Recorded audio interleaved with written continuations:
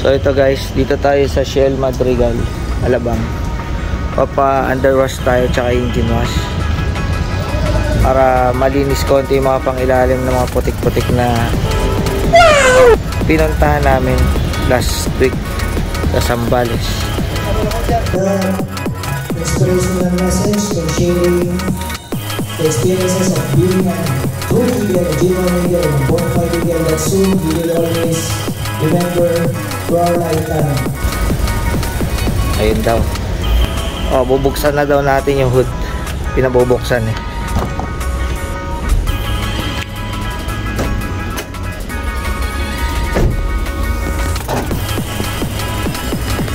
So kung mapapansin nyo, may leak yan eh.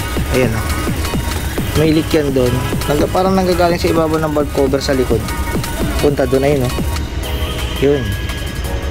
So yun yung tatanggalin natin para pagka pinahanap natin yung source ng leak, alam kung saan manggagaling. Papalitan natin yung mga bushing, valve cover, gasket, kung ano man yung mga gasket na nagli-leak dyan. Pero may isa rin dito na parang tingin ko na pinanggagalingan ko sa turbo. Ayun oh.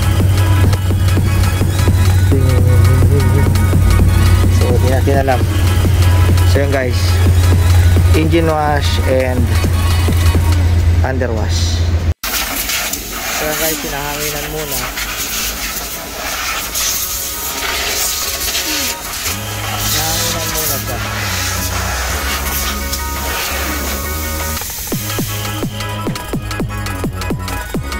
Nilagyan din ng cover yung alternator para di mabasa ng cover. Ito lang kayo sa Shell, pinunta mga kapajero, mga tropang pajero. Hanapin nyo lang si Kuya. Ano ba mo kaya? Ano ba mo kaya? Si Boss Loloy, si Sir Loloy. Siya nag-handle dito niyan.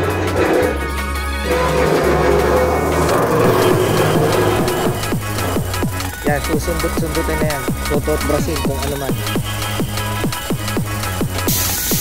So yan mga boss, binibira na ng ano yan, diesel.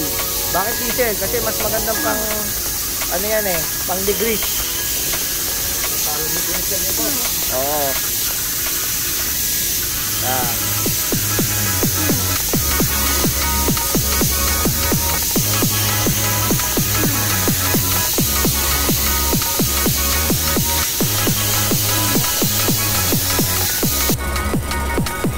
Ayan na guys, unti-unti na siyang umaangat mga bossing. Napasin nyo, umaangat na yan. Unti-unti yan. Banata ng konting underwash yan. So hindi konti, talagang marami. So yun siya, may hydraulics yan.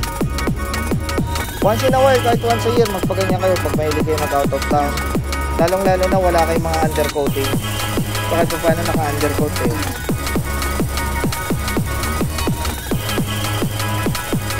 Ayan. Hindi na umaangat.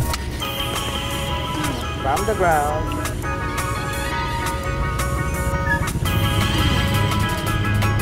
Yung pala nag-PM sa akin, nakalimutan ko. Tatlo yun eh.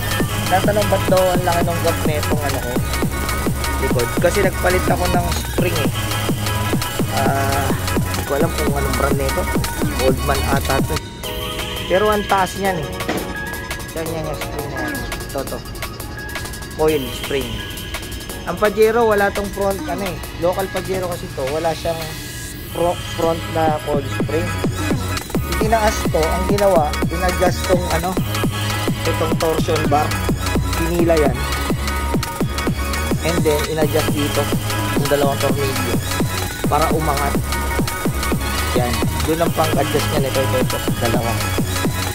May video ko niya na pinakita ko sa inyo nung in-adjust sa X-Trail motor shop yan sa Quezon City. Yan. So nandito yung pinaka dumi niya. Kailangan na ulit yung pa-undercoat. Next na siguro. Next month papa-undercoat na uli natin. Ito guys, tinanggal na yung skid plate muna para malinis ng mabuti.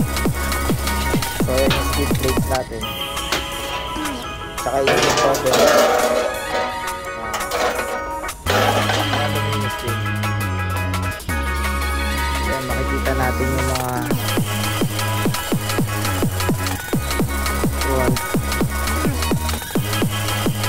steering pinion yan. Ito yan. So ayan, ang salarin, pinibira na yung mga pinagtagasan.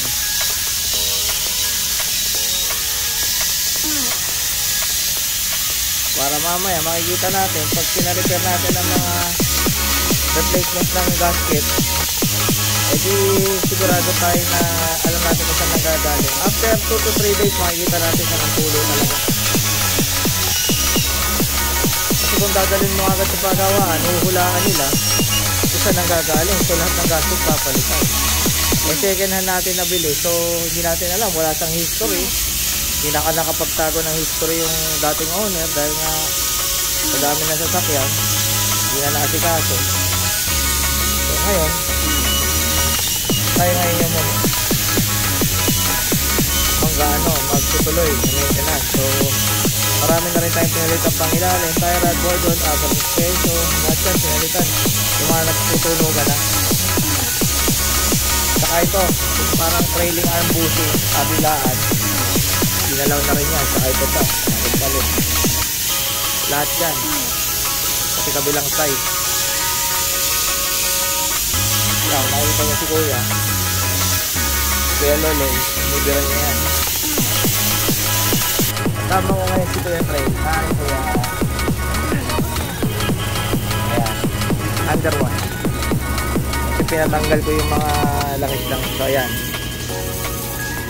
mamaya sabihin ko sa inyo magkano yung aabutin nito, no, bill natin. 1,000 plus yata, engine wash at saka underwash. So quality ang work dito. Kung nandito kayo sa south, tapat ng Molito Shell, saka Molito, Alabang sa Cote Road yan, malapit sa Alabang Town Center. May Jollibee doon, may Molito, yan, kita nyo, Jollibee Molito, katapat nito yung Shell. Kung taga south kayo, pwede kayo pumunta rito. Pero swerte lang tayo ngayon kasi last week pumunta ako dito, puno, dami naka-schedule. Kailangan, pinababalik nila ako morning. Eh ngayon, nagpunta ako ng mga bandang 2 o'clock. Nakset pa naman nila ako kasi so far wala namang nakapila. Wala kami minat nga na pasyente nilang susunod. Teka, tatasikan tayo dito. Hindi pa tayo ng pwesto. Ha? Hindi naman mabilis. Depende sa ano, sa dumi, no? Na sitang na rin. So maraming day dito. Actually, 2 dito pwede sa bayan. Magkasabay silang gumagawa. Last week, sabay itong ano, sabay may ginagawa dito nung pumunta ako eh. So ayan. So dumi. Talagang kailangan linisin. Kasi syempre medyo matagal-tagal na rin ang ano eh. Yung dating nangyari parang hindi yata pinapa-underwash. Palibasa may undercoat. Again guys, ginawa lang natin to para malaman natin yung leak saan nang gagaling bago ko patanggal kasi ibabaw eh. So mabuti na yung malinis na lahat. After 2 days na tumakbo tayo, ma-understock yan, nakikita natin yung beauty saan nang gagaling. Yan si Kuya Loloy.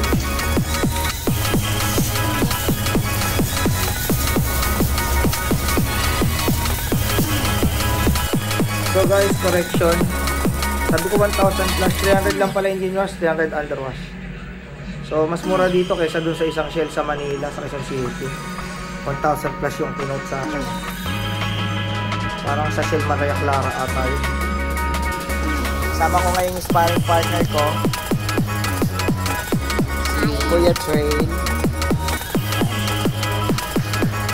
Para alam na niya pag nagsasakyan siya in the future kung ano yung mga dapat gawin. Maintain, linisin, pagawa. Yan puro gamit sakay-sakay. Ito kami sa Shell Madrigal in front of Molito. May lounge pala sila rito. Pwede kayo lang. Ito sa lounge. Meron sila dito. Entertainment and waiting area.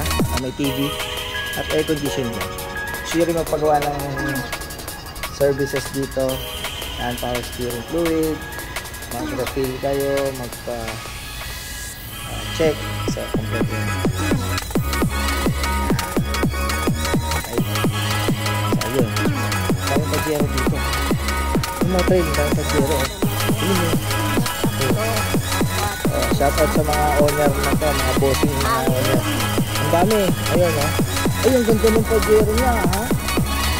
O ha? Ito yung gusto ko dati, white eh. Kasi tayo pinalad magkaroon ng white. Ganda ng bumper niya oh. Ganda yung pabutas niya. Pero Japan to, G. Howard Corporation to. O, ano to? Mga batang to? Wedge sport ba to? Yung ganitong mat. Wedge sport to eh. Roof zero by yan. Roof rack. Hindi, roof rack mount yan. Ito mo pwede ilagay yung roof rack. So nakakagat lang siya dito. Nakakagat. Para pwede siya maglagay ng roof rail. Roof rack. Pwede ka na maglalagay ng roof rail. Ayun pa yung isang Pajero. Local din yan. Diba? Bali 1, 2, 3, 4. Yung isa nagpa-engine wash din yun eh. Yung MFD daw kanina sabi. Tsaka underwash.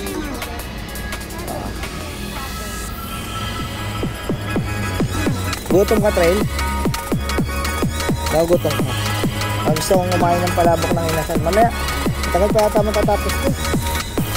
Pero mga 1 to 2 hours to. 1 to 2 hours.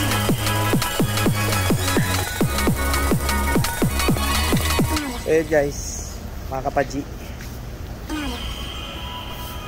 Ito yung hotel eh, mga bang hotel ko. Dito kami nag-sunod-sunod, diyan kami kumuha ng photo ng video.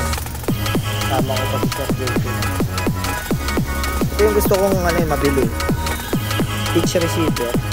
Ito. Yung magandang klase nito eh. May mga imported. Ay, for bike wrappers lang. Not for toy. Okay. May magandang klase niya. Mga tigpa 5,000, 6,000. Kaya susunod natin kakabili. Kasi hindi pa tayo nakaganon eh. Tingnan mo. Urig pa rin eh. Urig kalawit lang din eh. Ayun. Ayun. Urig kalawit. Tingnan nyo guys, maganda po ba nga magpalagay ng full exhaust tapos muffler na para feeling maingay kasi hindi ka na maririnig yung turbo. Gusto kasi yung turbo ay gumagana kapag may tambot yun, hindi mo na maririnig yun, diba? So comment lang kayo guys kung ano yung maganda nyo pang suggestion kasi may bilang ako sa Pajero talaga. Hindi pa tayo doon ng maraming mayayaman dyan. Kaya humingi tayo tulong sa mga experts sa 4x4, mga kaibigan natin dito sa Shell Madrigal. Pajero dito. Tingnan mo, ang ganda oh. Kuya? Generation 1 Pajero. 8 pala. O pang 8 na siya. Ang ganda, di ba? Oh. Shout out dito oh. Ganda ng Pajero ni Boss. Diba? Oh. Ganda. Ganda ng match niya oh. Piggy Thompson ata yun. Parang galit yun. Oo. Ganda ng Pajero ni Boss. 4-wheel drive. Turbo rin. Ang ganda yun. Sa tayo. Yan ang mga pan-drag race. Saan tayo pupunta? Sa Pure Gold. Mulito. Ano, magja-jollibee ka? Magmamanginasal ka? Ha? Gutom ka? Ang ano naman ang kasama? Pagi ang gutom mo? Pet na naman. Sorry. Eh guys, punta muna kami dyan. Iniwan muna namin. That's all guys.